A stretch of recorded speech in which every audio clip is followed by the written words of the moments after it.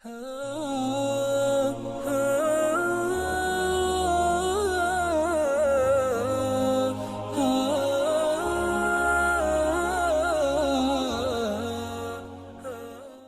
باللہ من الشیطان الرجیم، بسم اللہ الرحمن الرحیم۔ السلام علیکم ورحمۃ اللہ وبرکاتہ۔ کلمات کے سبق نمبر 10 کے ساتھ ڈاکٹر یحییٰ نوری آپ کے سامنے۔ آج ہم بات کریں گے پروناؤنس کے بارے میں، یعنی ضمائر کے بارے میں، اور ہم مزید بات کریں گے۔ اس سے پہلے ہم اس کے بارے میں کچھ بات کر چکے ہیں۔ ہم نے پچھلے سبق میں پڑھا تھا کہ ضمائر مرفوع، متصل اور منفصل کیا ہوتی ہیں، یعنی کہ وہ ضمائر جو کہ فاعل کے طور پہ استعمال ہوتی ہیں وہ کون سی ہوتی ہیں اور ان کو کس طرح استعمال کیا جاتا ہے۔ آج ہم بات کریں گے جناب کہ ضمائر کی جو دوسری قسم ہے، یعنی ضمائر منصوب، متصل اور منفصل، وہ کون سی ہوتی ہیں۔ تو آپ کہہ سکتے ہیں کہ اٹیچ پروناؤنس ہیں، جن کو ہم ضمائر منصوبہ متصلہ کہہ رہے ہیں یا منصوب متصل کہہ رہے ہیں۔ یہ وہ ضمیر ہے جو حالت نصب میں ہے۔ آپ کو یاد ہوگا کہ ہم نے اسم کی جب بات کی تھی تو ہم نے کہا تھا کہ 3 قسم کی حالتیں ہوتی ہیں: حالت رفع، حالت نصب اور حالت جر۔ حالت رفع سے مراد ہوتی ہے کہ جو اسم ہے یا اس کی جو ضمیر ہے وہ فاعلی حالت میں ہے، یعنی وہ کام کرنے والا ہے۔ حالت نصب سے مراد یہ ہوتی ہے کہ وہ مفعولی حالت میں ہے، یعنی اس کے اوپر کوئی کام ہو رہا ہے، آبجیکٹیو کیس میں ہے۔ اور حالت جر سے مراد اکثر یہ ہوتی ہے کہ وہ پوزیشن یا ملکیت شو کر رہی ہے۔ تو ہم بات کر رہے ہیں ایسی ضمائر کی جو کہ منصوب ہیں اور اپنے عامل سے ملی ہوئی ہیں۔ ایسی ضمائر منصوبہ متصلہ کہلاتی ہیں۔ جیسے ضربنی میں آپ کو یا نظر آ رہی ہے، یہ ضربنی میں ضربہ کے ساتھ جڑی ہوئی ہے، مگر یہاں پہ یہ جو نون ہے اس کو ہم کہتے ہیں نون وقایہ۔ فی الحال ہم اس کی تفصیل میں نہیں جائیں گے اور اس کو بات کے لیے چھوڑ دیتے ہیں، ٹاپک آف ٹریک ہو جائے گا۔ تو اس کے بھی 14 صیغے ہیں۔ وہ کون سے 14 صیغے ہیں؟ اب ہر جگہ آپ کو 14 صیغے ہی ملیں گے اور ہم ان کو دیکھ لیتے ہیں۔ تو واحد مذکر غائب، تثنیہ مذکر غائب، یعنی 3 غائب کے صیغے مذکر، لیفٹ سائڈ پہ دیکھیں تو 3 غائب کے صیغے مؤنث، پھر 3 حاضر کے صیغے مذکر، 3 حاضر کے صیغے مؤنث، 1 واحد متکلم اور 1 جمع متکلم، یعنی میں اور ہم۔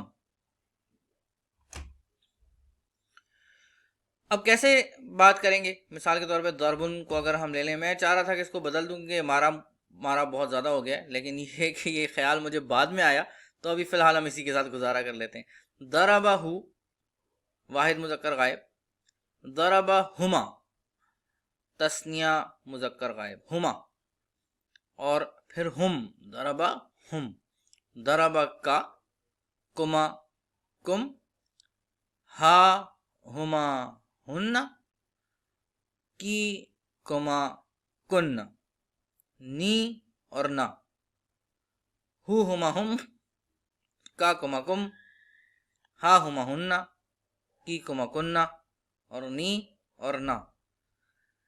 اب ترجمہ کیا بنے گا اس کا؟ اس مرد نے ایک مرد کو مارا، ضربہ ہو، ضربہ وہ والا مرد جس کا آپ ذکر کر رہے ہیں، ہو جسے مارا گیا۔ تو ہو جو ہے وہ ضمیر ہے، منصوب ہے، ساتھ میں جڑی ہوئی ہے، متصلہ ہے۔ ضربہ اگین، ضربہ جس کا ذکر ہے، اگر آپ کو یاد ہو تو میں نے بتایا تھا کہ ضربہ کا جو ہوا ضمیر ہوتی ہے وہ چھپی ہوئی ہوتی ہے، اس کے ساتھ مستتر ہوتی ہے۔ ہما، تو مارنے والا بھی کوئی تیسرا شخص ہے اور مار کھانے والے کوئی 2 شخص ایسے ہیں جو کہ آپ کو نظر نہیں آ رہے، غائب ہیں۔ پھر ضربہ وہی ہوا ضربہ، یعنی کہ کوئی تیسرا شخص مار رہا ہے اور بہت سارے مردوں کو مار رہا ہے، بڑا طاقتور ہے۔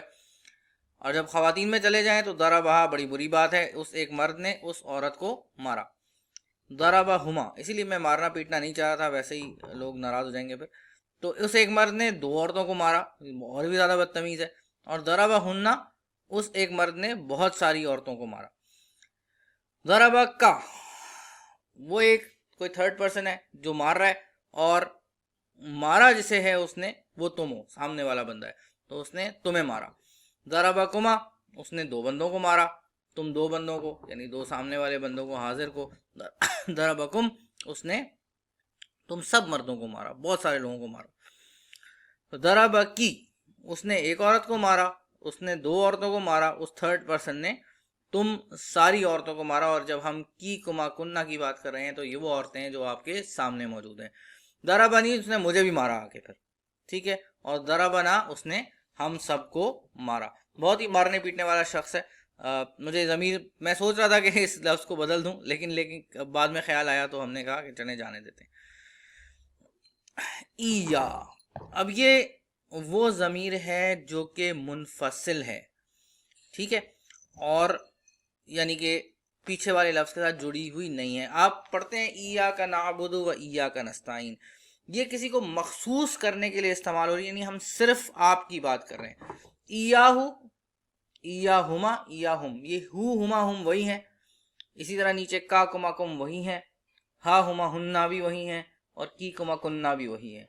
या और ना सब के साथ ईया लग गया है, ये किसी के साथ जुड़ी भी नहीं होती, अलग होती है, तो इसलिए मंसूब मुत्तसिल नहीं कहलाती, मंसूब मुनफसिल कहलाती है। अच्छा जी, ईयाहू, इसका मतलब क्या होगा?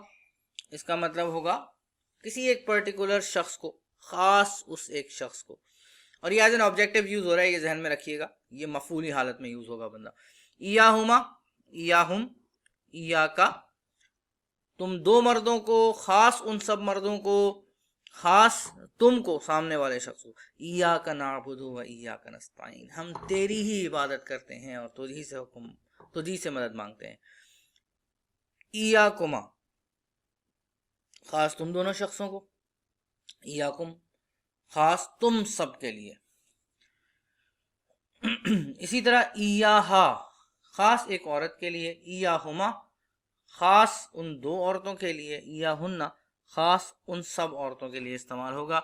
इया की, इया कुम्मा, इया कुन्ना, खास तुम एक औरत को, सामने वाली की बात हो रही है, तुम दो औरतों को और तुम सब औरतों को। इया या फरहबून, अल्लाह ताला कहते हैं। और इयाना, खास हमें। तो ये है जनाब मिसाल किसकी? ये मिसाल है ज़मीर ऐसी जो कि मंसूब भी है, यानी एज अ मफूल यूज हो रही है, और उसके बाद मुनफसिल भी है, अलग भी है अपने आमिल से। तो अब हमने चार किस्म की ज़माइर पढ़ ली हैं जनाब। हमने पढ़ ली है मरफू, मुत्तसिल और मुनफसिल, मंसूब, मुत्तसिल और मुनफसिल।